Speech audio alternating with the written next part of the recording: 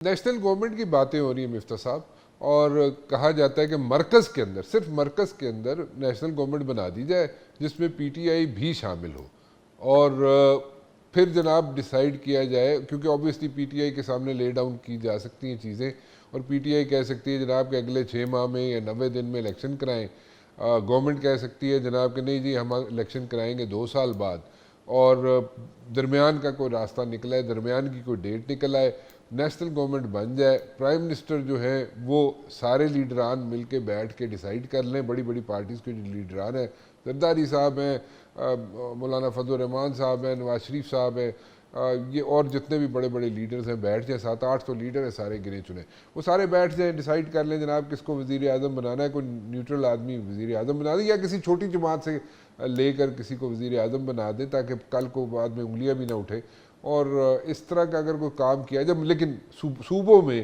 جو حکومتیں ہیں وہ اسی طرح انٹیکٹ رہے، تو کوئی اس طرح کا کوئی سلوشن بنے اگر نکلے اگر تو وہ ورکیبل ہوگا۔ ایک پاسبلٹی جو آپ نے بتائی ہے یہ ہے سولوشنز کی، and possibly I think the most popular possibility and the most probable possibility یہ ہے۔ دیکھیں جو بھی اس وقت جو سیاسی جمود ہے نا، اس کا حل جو ہے نا وہ صرف نئے انتخابات میں ہے۔ Let's just be very clear کہ اگر ہم پاکستان کو جمہوریت کہتے ہیں تو جمہور کی رائے سے بہرحال ہم کو مستفید ہونا ضروری ہے، اور جمہور کی رائے ماننا ضروری ہے۔ تو جمہور کی رائے ایک مرتبہ لینی پڑے گی، ریفرنس ٹو دا پیپل، تو وہ لوگوں کے پاس جانا پڑے گا کہ یار ہم سے نہیں چل رہا، ہم سے گڑبڑ ہو گئی ہے، آپ بتائیے کہ آپ کس طرح چلائیں، تو وہ لوگ جس کو الیکٹ کرتے ہیں اس کو حکومت دے دیں۔ یہ ایونچولی یہ سولوشن ہوگا۔ اب اس کا راستہ کیا ہے؟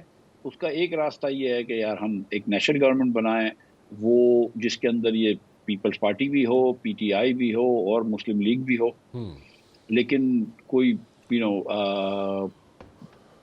ٹیمپرری گورنمنٹ ہو جو ایک مخصوص ایجنڈے پہ کام کر رہی ہے، جس کا نمبر 1 ایجنڈا ہو کہ الیکشن کمیشن کو، غیر متنازع الیکشن کمیشن کے کمشنر جو 3 ہائر کرنے وہ کرے، جو الیکشنز کی تیاری کرنی ہے وہ کرے، جو 1 آدھ 2 3 مشکل فیصلے لینے ہیں اس ریاست کو، اقتصادی فیصلے وہ لے، اور کچھ اس کو راہ راست پہ ڈالے کہ یار بہت ساری گڑبڑ ہو گئی ہیں ادھر، لوکل گورنمنٹ امپاورڈ نہیں ہے، جیسے آپ نے کہا کہ صوبے میں کو وہ نہیں ہے، این ایف سی ایوارڈ سے صوبوں کو بہت زیادہ پیسے ملتے ہیں، وفاق بڑی مشکل میں ہے، ٹیکسوں کے اندر وہ، تو یہ تھوڑی بہت چیزیں اگر ایگری کر لیتے ہیں تو وہ کر لے 1 آدھ سال میں، اور اس کے بعد الیکشن پہ چلے جائیں۔ یہ دس از ون پاسبلٹی، بہت ساری اور پاسبلٹیز بھی ہیں، بٹ یہ لائکلی پاسبلٹی ہے۔ لیکن یہ پاسبلٹی جو ہے نا، یہ اینالسٹ کو یا باہر کے آبزرورز کو یہ بات لگتی ہے کہ یہ اچھی پاسبلٹی ہے، لیکن Muslim League obviously is not willing to، Shahbaz Sharif صاحب is not willing to give up his prime ministership، so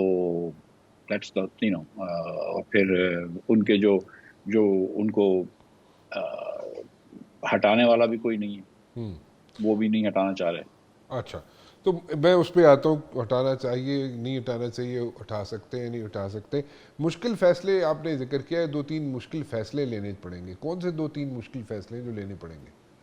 ٹھیک ہے سر، یہ ملک جو ہے نا اس میں کم مہنگائی کر زیادہ گروتھ آپ کر ہی نہیں سکتے اب 3-4% سے 4% سے زیادہ، انلیس اینڈ انٹل آپ این ایف سی ایوارڈ کو ٹھیک نہ کریں۔ اگر دنیا میں مطلب کل اور تیل جو ہے وہ $12 کا ہو جائے تو وہ اور بات ہے، لیکن نارمل حالات کے اندر دیکھیں آپ دیکھیں کہ ہر صوبہ جو ہے نا وہ سرپلس کرتا ہے، اور صوبوں کے اندر اگر آپ پنجاب کو لے رہے ہیں تو گلاس ٹرین بنا رہے ہیں، ایئر ایمبولینس بنا رہے ہیں، چیزوں جن کی کوئی ضرورت نہیں ہے، روپیہ پیسہ زمین پہ مطلب یہ آگ لگا رہے ہیں، ٹھیک ہے۔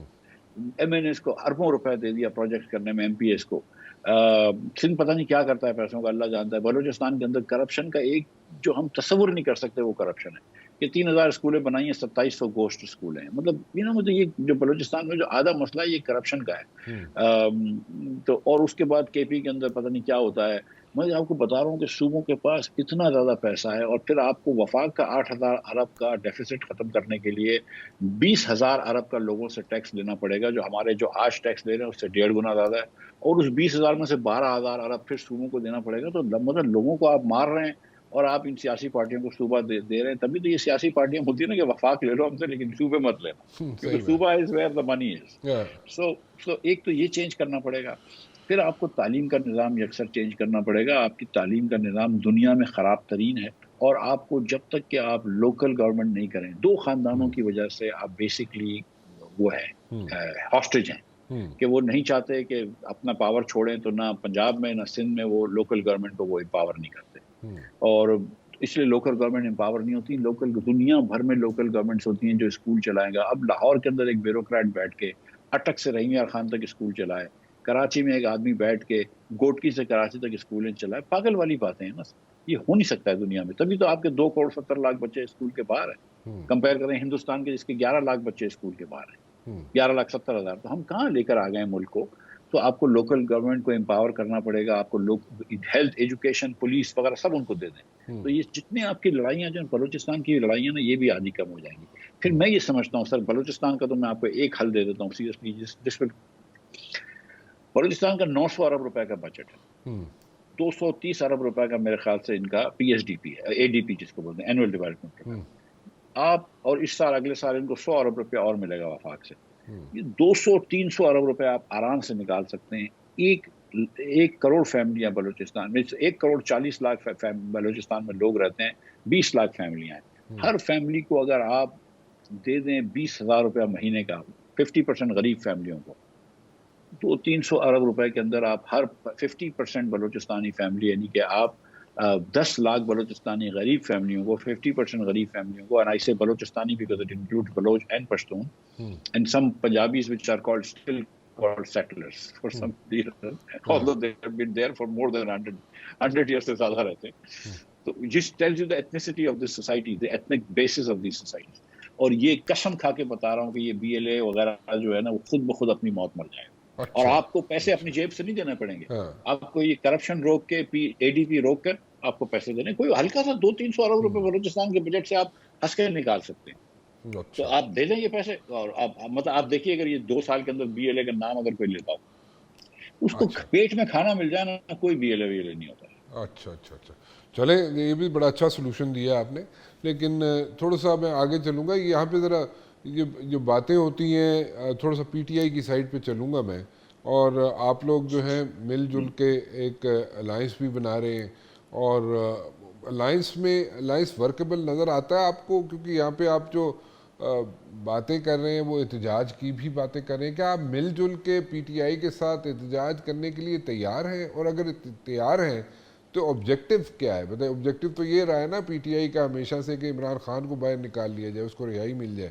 لیکن وہ آبجیکٹو جو مین آبجیکٹو تھا وہ تو اس سے ڈیویٹ کر گئے یہ لوگ، وہ تو اچیو نہیں ہوا ایسا. تو ابھی اگر عید کے بعد آپ لوگ نکلتے ہیں جیسے کہ پلان کر رہے ہیں، پتہ نہیں نکلتے ہیں کہ نہیں نکلتے ہیں، تو پھر کیا اچیو کرنا ہے؟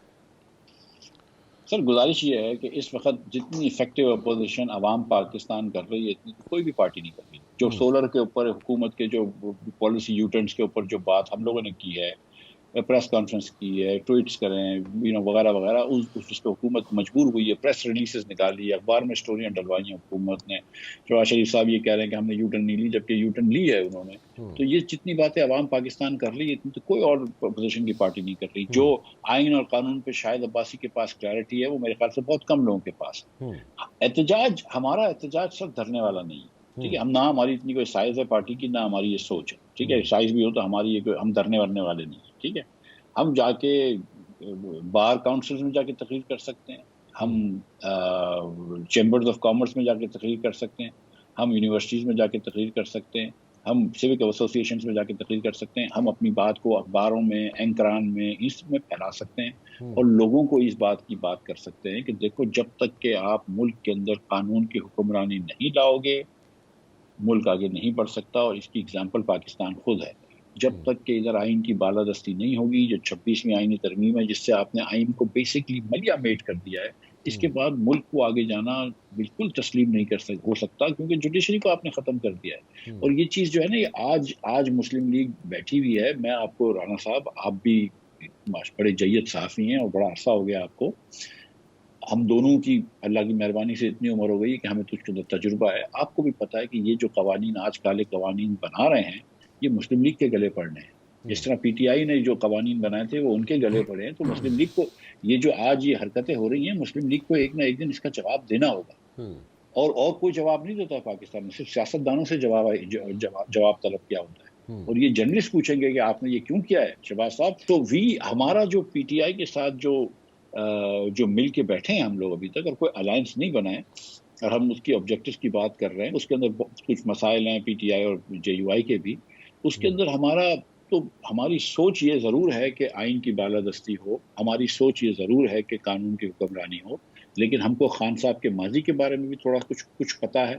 میں اور شاہد بھائی تو کچھ عرصے ادیالہ رہے تھے، تو ہم کو تھوڑا سا زیادہ پتا ہے اور لوگوں سے، اور ہم کو ہماری ٹیکٹکس بھی تھوڑی سی ڈفرینٹ ہے. لیکن ہم یہ بالکل سمجھتے ہیں پی ٹی آئی کے ساتھ کہ کوئی بھی انسان پاکستان میں سیاسی بنیاد پہ جیل میں نہیں ہونا چاہیے.